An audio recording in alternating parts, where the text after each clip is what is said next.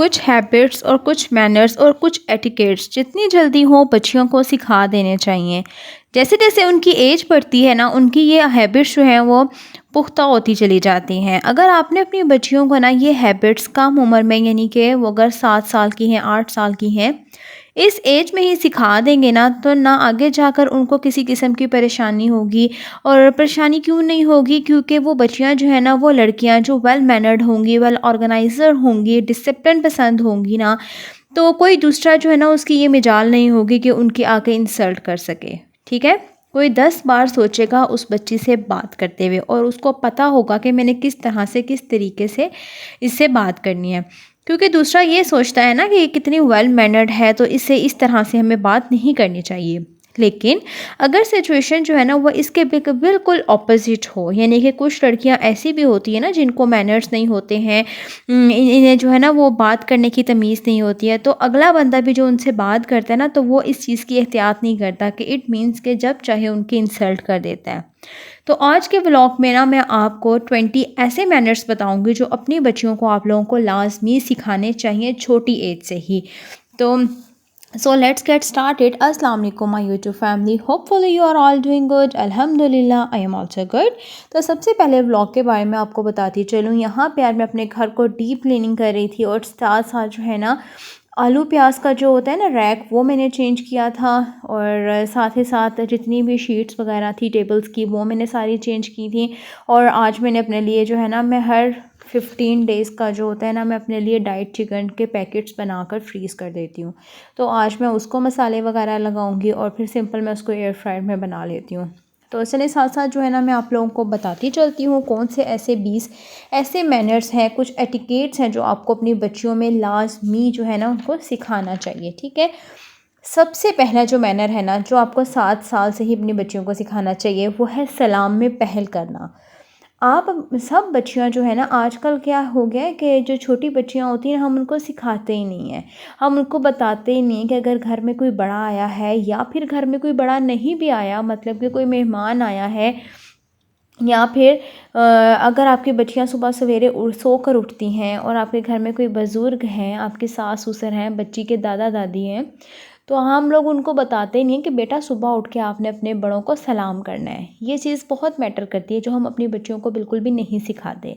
तो हमेशा क्या करें कि आपकी बच्चियों को सिखाएं कि अपने घर वालों को भी बेटा सलाम करना है जब आप सुबह उठती हैं, या फिर घर में कोई मेहमान आ जाए तो आप लोगों ने शर्मा कर एक कमरे में नहीं बैठना, हमेशा सलाम में आपने पहल करनी है, उनसे अच्छे से बातचीत करनी है। ठीक है? ये बहुत ही इम्पॉर्टेंट पॉइंट है, इससे हमारी तरबियत का पता चलता है। अगली जो मेरी टिप है वो है हैबिट है, मैनर है, वो शुक्रिया और माजरत करना सिखाएं।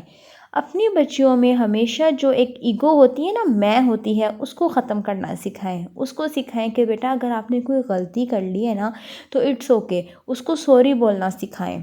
ठीक है? क्योंकि सॉरी करने से ना कोई छोटा नहीं हो जाता। अपनी बच्चियों को ये चीज़ सिखाएं कि बेटा अगर आपकी गलती है तो आपने माजरत करनी है सबसे, और अगर आप ने मतलब कि किसी को जब थैंक्स बोलना है, तो इट मीन्स कि आपने उसको थैंक्स बोलना है। अगर कोई आपका कोई काम कर देता है ना, तो आपने जो है ना उसको लाजमी शुक्रिया कहना है। ये आदत जो है ना बहुत अच्छी है, ये करनी चाहिए। अगली जो मेरी टिप है वो है कन्वर्सेशन एटिकेट्स, मतलब कि किसी दूसरे के साथ बात करने के क्या मैनर्स हैं। ठीक है? आजकल क्या है, हम देख रहे होते हैं कि बच्चों में जो गुफ्तगू के आदाब है ना वो बहुत कम हो रहे हैं। पहले हम देखते थे कि पहले लड़के जो होते थे ना वो गालियाँ दे रहे होते थे, अब लड़कियां भी जो है ना वो गालियाँ दे रही होती हैं, और मुख्तलिफ मतलब इमोजीज जो होती हैं वो एक फ्रेंड्स को चैट्स पे सेंड कर रही होती हैं, उनके साथ इतनी गंदी लैंग्वेज यूज़ कर रही होती हैं। बैड लैंग्वेज का यूज़ जो करना और गालियों का इस्तेमाल करना ना, जो बच्चे कर रहे होते हैं वो दरअसल वही करते हैं जो अपने वालिदैन से सीखते हैं, जो उनके घर का माहौल होता है। तो अगर आप अपने बच्चों में कन्वर्सेशन एटिकेट्स, अच्छे एटिकेट्स पैदा करना चाहते हैं ना, तो सबसे पहले जो है ना पहल अपने घर से करें। आपकी जो लैंग्वेज है ना वो अच्छी होनी चाहिए। कभी भी किसी से तू तड़ाक करके या गालियों से हमेशा कभी भी बात ना करें, क्योंकि जैसे आप मतलब बात करेंगे, जो आपका स्टाइल होगा ना, बच्चे उसी स्टाइल को पिक करेंगे, वो भी उसी तरह से जो है ना बात करेंगे। तो इसलिए हमेशा जो है ना किसी दूसरे के साथ अच्छे से पेश आएँ, बात उस जो है ना वो अच्छे से करें, नरम लहजे के साथ करें। अच्छा, जो मेरी अगली टिप है वो है एटिकेट्स फॉर ड्रेसिंग। बच्चियों को जो है ना हमेशा ड्रेसिंग सेंस सिखानी चाहिए, और ये काम कौन करता है? ये हमेशा माँ का काम होता है कि वो अपनी बच्चियों को ड्रेसिंग सेंस सिखाए। नो डाउट बच्चियों की जो ड्रेसिंग सेंस होती है ना वो उनकी पर्सनालिटी पर बहुत असर करती है। देखिए सबसे पहले क्या होता है कि पहनने ओढ़ने के आदाब में बच्चियों को पता हो कि उन्होंने कहाँ पे चेंज करना है। मैं ये 6 से 7 साल की बच्ची का कह रही हूँ कि माएँ अक्सर क्या करती हैं कि बच्चियों को कह देती हैं, बेटा कोई बात नहीं, आप मेरे सामने ही कपड़े चेंज कर लो, मैं नहीं देख रही आपको। लेकिन ये बात सख्त गलत है। अपनी बच्चियों को सिखाएं कि बेटा ये रूम है, वॉशरूम में जाकर आपने कपड़े चेंज करने हैं। कभी भी अपने सामने उस बच्ची के कपड़े चेंज नहीं करवाने आपने, ठीक है। हमेशा क्या करें, अपने बच्चों को बताएं। उसके अलावा अपने बच्चियों को ड्रेसिंग सेंस दें। आजकल क्या है, स्कूल्स में, कॉलेजेस में, यूनिवर्सिटीज़ में बच्चियों को ड्रेसिंग की उनकी बेढंगी ड्रेसिंग कर दी है। बड़े बड़े स्कूल्स में चले जाओ, आप यकीन करो बच्चों को ड्रेसिंग सेंस ही नहीं होती। और स्कूल वाले भी क्या कर रहे होते हैं, फ़ैशन को, उनके आगे फ़ैशन मैटर कर रहा होता है कि बेटा आपने स्कार्फ़ नहीं लेकर आना। इतनी बड़ी बड़ी बच्चियाँ होती हैं और वो सिंपल सैश में आ रही होती हैं, किसी किसी की तो सैशेस भी नहीं होती हैं, ना स्कार्फ़ तो होता ही नहीं है ना। तो हमेशा क्या करें, बच्चों को अच्छी ड्रेसिंग सेंस सिखाएं, स्पेशली स्कूल्स वाले। और आप लोग उनकी टीचर्स भी देख लें ना कि उनके भी बेढंगे लिबास होते हैं। लेकिन ये बात सख्त गलत है। आप अपने बच्चों को अच्छा लिबास बनाएं, ऐसा लिबास बनाएं जो एक तो उनको सूट करे, उनका सारा जिस्म कवर हो, ठीक है। इस तरह का अपनी बच्चियों को जो है ना वो हमेशा लिबास पहनाएं। टिप नंबर 5 जो है ना मेरी, हैबिट नंबर 5, वो बुज़ुर्गों का एहतराम करना सिखाएं। यार ये बहुत इंपॉर्टेंट बात है कि हमारे यहाँ जो बच्चे होते हैं ना वो अपने बड़ों का बिल्कुल रिस्पेक्ट नहीं करते। मतलब अगर आपकी बच्चियाँ हैं ना तो उनको हमेशा अपने बड़ों का रिस्पेक्ट करना सिखाएं। उनको बताएं कि अपने बड़ों से किस तरह से आपने बात करनी है। अगर आपकी दादी हैं, नानी हैं, जो भी आपके साथ रहता है, अगर वो आपसे कोई बात भी कह देती ना तो आपने जस्ट इग्नोर करना है, उनकी बात को सुनना है।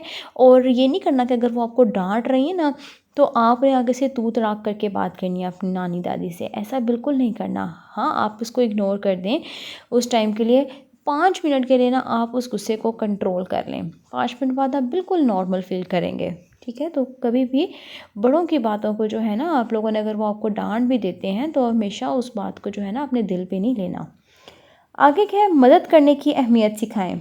ये जो मेरी टिप है, मदद करना, आप हमेशा अपनी बच्चियों में आदत डालें कि दूसरों के साथ जो है ना वो अच्छा सलूक करें। और हमेशा अगर किसी को आपकी मदद चाहिए ना तो उसकी मदद करें।